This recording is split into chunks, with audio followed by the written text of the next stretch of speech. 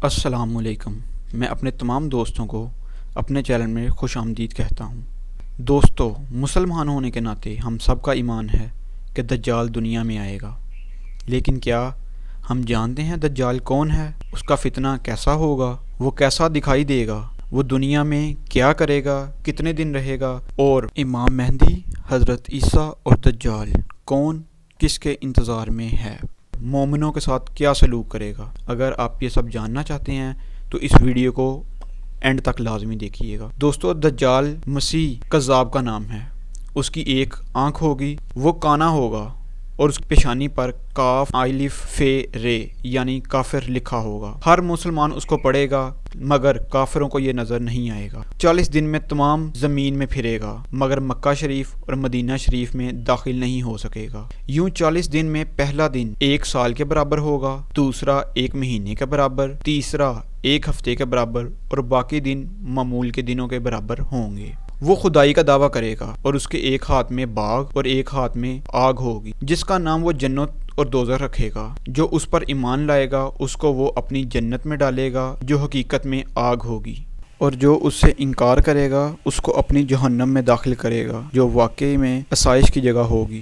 بہت سے معجزے دکھائے گا، زمین سے سبزہ اگائے گا، آسمان سے بارش برسائے گا اور مردوں کو زندہ کرے گا۔ ایک مومن کی صلاح کی طرف متوجہ ہوں گے اور ان سے دجال کے سپاہی کہیں گے، کیا تم ہمارے رب پر ایمان نہیں لاتے؟ وہ کہیں گے، میرے رب کے دلائل چھپے ہوئے نہیں ہیں۔ پھر وہ ان کو پکڑ کر دجال کے پاس لے جائیں گے، یوں اس کو دیکھ کر فرمائیں گے، اے لوگو، یہ وہی دجال ہے جس کا رسول کریم صلی اللہ علیہ وآلہ وسلم نے ذکر فرمایا ہے۔ دجال کے حکم سے ان کو مارا جائے گا۔ پھر دجال کہے گا، کیا تم میرے اوپر ایمان نہیں لاتے؟ وہ فرمائیں گے، تو مسیح کذاب ہے۔ دجال کا رد عمل۔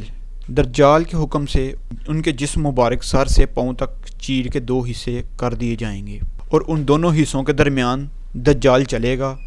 پھر کہے گا، اٹھو، تو وہ تندرست ہو کر اٹھ کھڑے ہوں گے۔ تب وہ ان سے کہے گا، تم مجھ پر ایمان لاتے ہو؟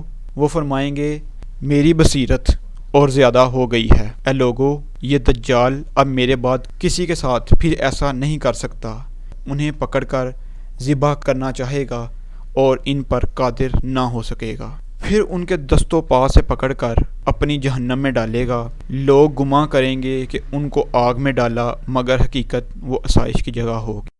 حضرت امام مہدی رضی اللہ تعالیٰ عنہ غالباً 7 سال تک یہودیوں سے جنگ کرتے رہیں گے۔ اس بیچ دجال کا خروج ہو جائے گا تو حضرت امام مہدی رضی اللہ تعالیٰ عنہ اس کی طرف روانہ ہو جائیں گے جس طرف سے دجال کے آنے کی خبر ملی ہوگی، اور دجال سے جنگ کریں گے۔ دجال سے جنگ کرنے میں ایک ایسا وقت آئے گا جب حضرت مہدی رضی اللہ تعالیٰ عنہ پسپا ہو رہے ہوں گے۔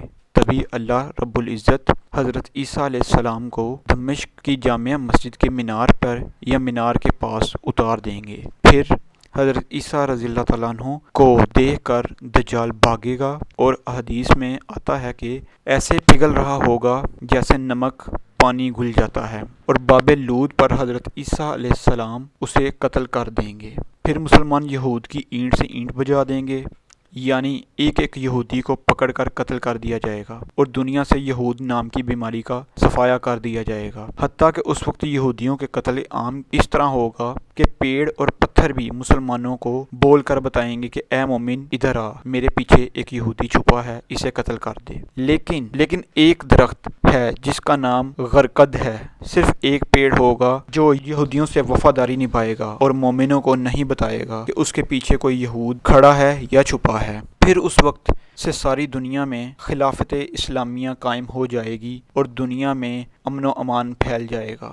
یہ وہی خلافت ہوگی جس کے بارے میں نبی صلی اللہ علیہ وآلہ وسلم نے فرمایا، جس کا مفہوم ہے کہ آخری وقت پھر ایک بار خلافت المنہاج النبی صلی اللہ علیہ وسلم قائم ہوگی۔ یہ وہی خلافت ہوگی اور بالکل ویسی ہی ہوگی جیسی نبی صلی اللہ علیہ وآلہ وسلم کے زمانے میں قائم ہوئی تھی۔ دجال کے فتنے اور شخصیات سے بچنے کے لیے بھی کیا تدبیر بتائی گئی ہیں؟ کچھ نبی صلی اللہ علیہ وسلم کی مبارک احادیث میں ہیں، جیسے کاف کی تلاوت، اور علماء نے بھی کئی نسخے دیے ہیں اس فتنے سے بچنے کے۔ اور اس فتنے سے جو سب سے بدترین وہ یہ ہے کہ مسلمانوں کو چاہیے کہ اپنی زندگی کو اللہ رب رب العزت کے احکاموں اور نبی صلی اللہ علیہ وسلم کی سنت کے مطابق بنا لیں، جسمانی، روحانی اور ذہنی اعتبار سے بالکل تیار رہیں، کیونکہ آخری وقت میں سوچنے اور سمجھنے کے لیے لوگوں کو شاید وقت ہی نہ ملے۔ لہٰذا وقت کا تقاضا ہے کہ ابھی سے ہر چیز کی تیاری کر لیں۔ سب سے زیادہ جس چیز کی ضرورت ہوگی وہ ہوگا جہاد۔ جہاد کے مطابق صحیح علم اور اپنے ذہنوں کو جہاد کے وسوسوں سے